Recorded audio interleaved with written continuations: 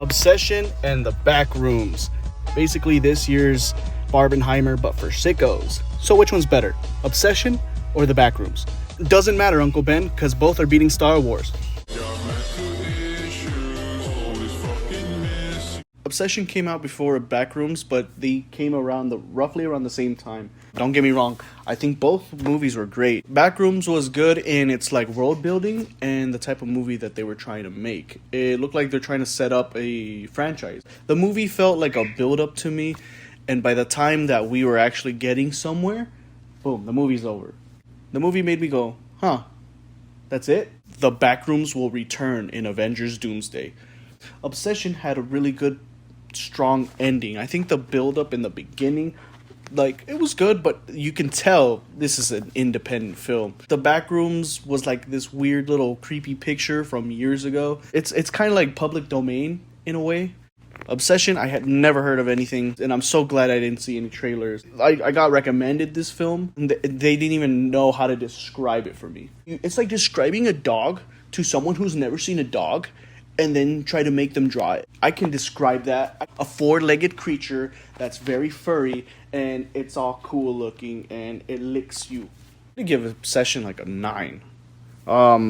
When you break it down and try to describe it to people, it doesn't sound as scary, but it's just like the anxiety of a Gen Z Zoomer, like, oh, does she like me, you know? And to people out there that are kind of like Bear, I just gotta say, just shoot your shot. Shoot your shot. And to the people like in Backrooms, be an architect. If you don't become an architect, you're gonna work in a furniture store, and then you'll end up in the Backrooms, and then you'll find Skibbity Toilet there. I would not want to live in a world like this. This looks like Skibbity Toilet. I'm going to give Obsession a 9 out of 10. That was a really good movie. I really liked it. As for Backrooms, I'm gonna give it like a 7.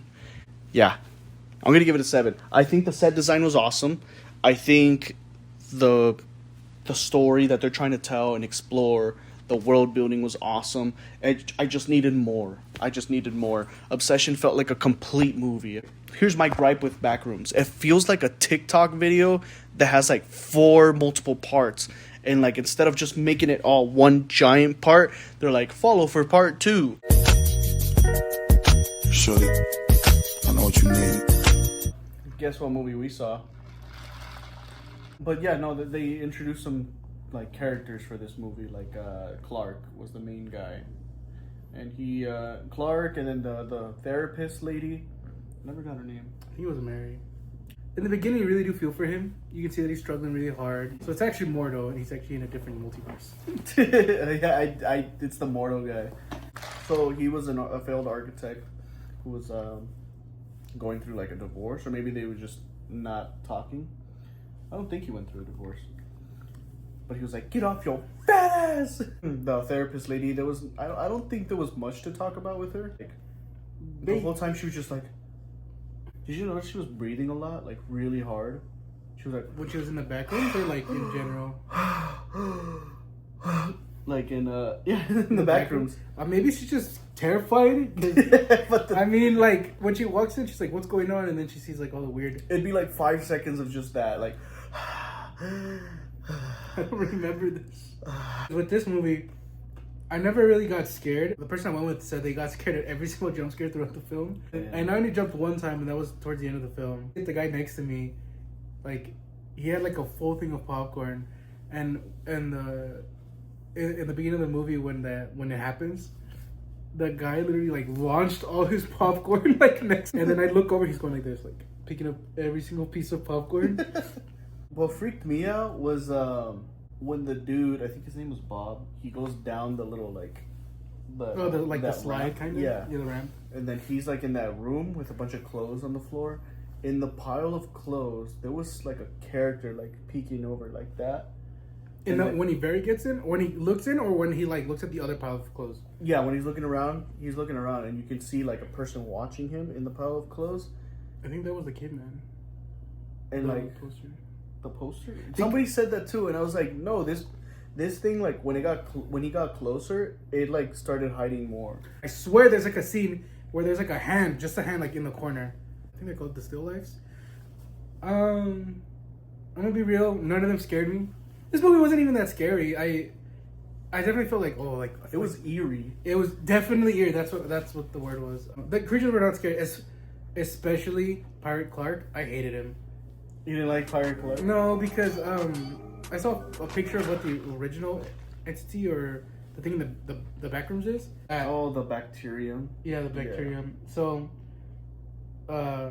that's what I was thinking. People were expecting that thing because it's like the staple like Backrooms creature, which I thought it was the creature from the beginning of the movie, but I guess it's Clark, the pirate one. Mm-hmm. I mean, maybe it's gonna be shown. Like maybe it's just a creature that's trapped, and if it's unlocked something, or I don't know.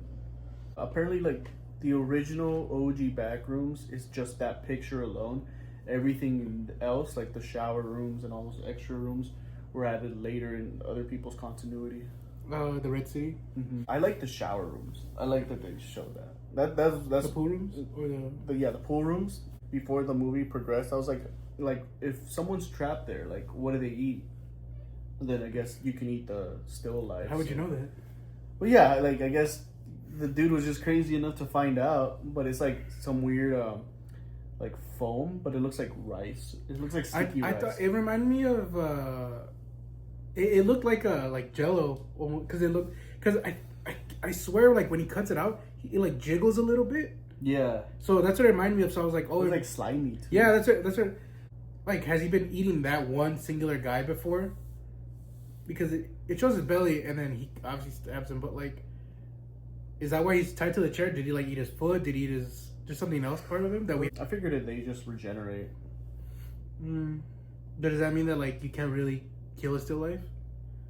I guess not. If the person dies in real life, what happens to the still life? Or is it because it's a memory, it will still be there? I think it'll still be there. Scary though. You know what pissed me off?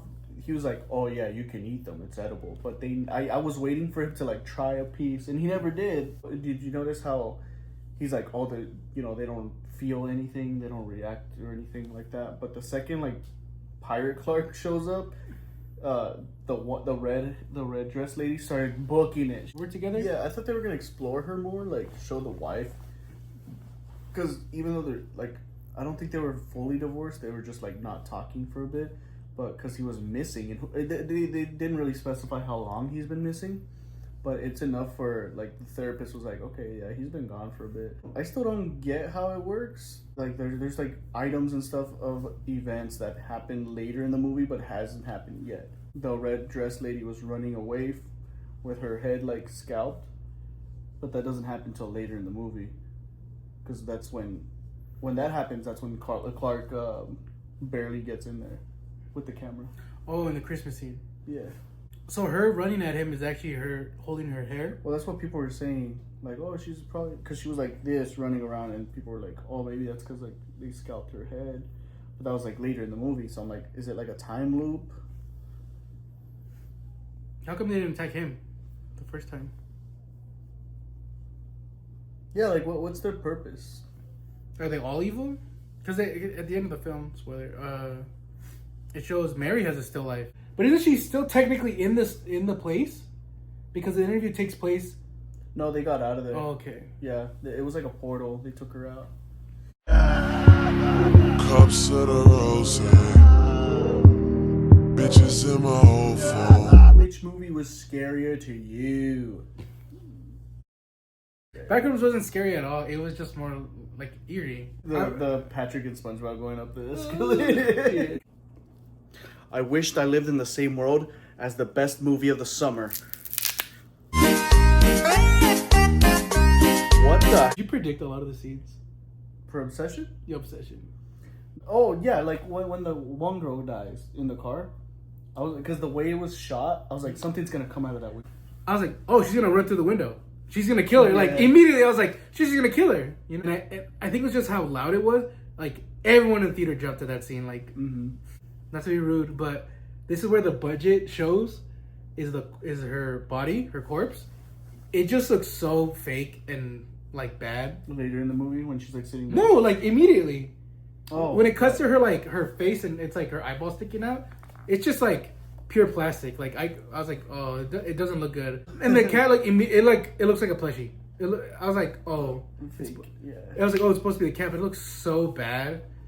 So that was like the only 2 times in the film where, you know, people rage about, oh, the budget was this much, and I was like, yeah, I could tell. The parts where she was going backwards, that freaked me out. That made me laugh. I didn't expect. It's because the music was like, ooh, look. What freaked me out of that was like when she's in the corner, her face was all disfigured. Like it looked uncanny. Like that was crazy. That freaked me out because I was like, why did she look like that? Do you think in your mind that she liked him at all? I feel like it would be like a fling if they went anything further, you know. But I don't think it would be like a relationship that would last long. Obsession, more like snore session. Some people said it was boring. Obsession? Yeah. I don't think it was boring. There were scenes that kind of dragged on, and I was like, I would argue maybe the beginning. oh, because the buildup of when the actual movie starts. At the end of the day, guys, I mean, He is Ken 20. Carson is 20 years old. This is what I hate about the discussion about the film, where people kept saying, "Oh, it's demonic. Oh, it's like a monkey's paw." Or Which I thought it was supernatural just because of the way like certain things happen, like her walking backwards and like when the dude was on the phone, and then he's like, yeah, Nikki's here. Do you want to talk to her? And then it just like, you know.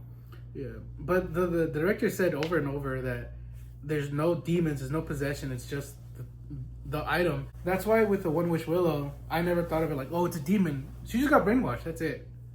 Because like with brainwashing, there's like bits and pieces of people trying to like break out or like notice it. When she snaps back, like those freaked me out. What the She was fuck? like, what the? The second I saw the Jenga set, I go, oh, he's gonna pull one that says like, kiss the person over here, kiss Somebody. Yeah. That's the second I saw the Jenga set, and he pulls it. It's like swap seats. I was like, Yeah. and I go, it's gonna say kiss the person to your left. I know it. I thought she was gonna jump at her and like catfight. This movie's just basically dating a Latino. And that's why the movie's not scary to me. It's relatable. It's not cursed. It's not. They literally tell you throughout the film, you get what you wish for. So, like when his friend makes the wish and he goes, "I just wish for $1 billion." The $1 billion just spawns. It's not genie rules or monkey's paw where all the dollars fall Like and everybody something dies. has to Yeah. happen in order for you to get that. No.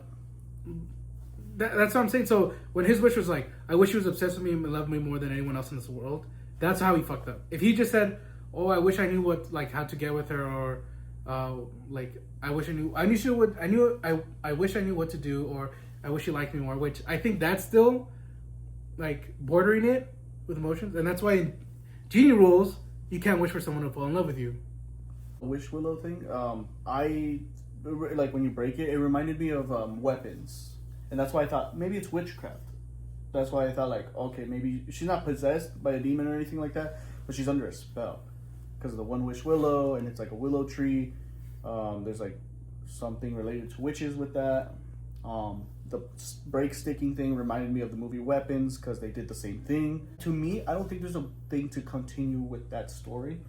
Maybe they can do another One Wish Willow story somewhere else. Like In the same universe. Yeah, in the same universe, but you know, because people were like, "Oh, I want a sequel." I'm like, "Well, what would there be about?" It would just like, be Nikki getting arrested. Yeah, like What do you think she already happened? made the wish.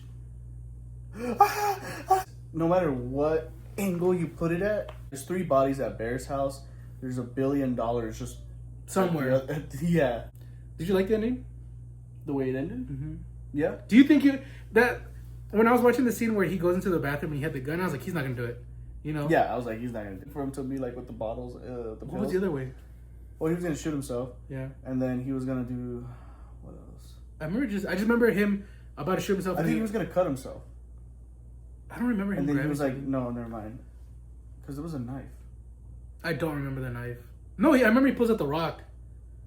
He puts a gun in his mouth and he's like, and he like the music building up. He goes, ah. And he takes the rock out, he puts it down, and then he starts looking in the pill cabinet, and then he sees his grandmother's medicine. And he was about to throw it up. I think she was just a good actress. She did really good. Oh, she was. How she can switch like that? That was crazy. What the fuck? No, yeah, that they're pretty good.